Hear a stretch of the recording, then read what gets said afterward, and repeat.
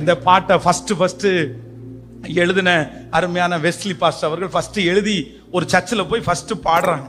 பாடிட்டே இருக்கும்போது முன்னாடி ஒரு அம்மா, உடனே பாஸ்டர் பாடிட்டே சொல்றாரம்மா, உங்க குடும்பத்துல யாராவது வேண்டப்பட்டவங்க இருந்தாங்கன்னா அவங்க மேல கைய வச்சு இந்த திராட்சை செடியை விசாரிச்சிருங்கன்னு சொல்லுங்க. உடனே ஒரு வயசான அம்மா பக்கத்துல இருக்கிற பொண்ணு 35 வயசுக்கு மேல ஆச்சு, ரொம்ப கருப்பா இருந்ததுனால வர்ற மாப்பிள்ளை எல்லாம் தட்டி தட்டி போனதுனால யாருமே கல்யாணம் பண்ணலையா.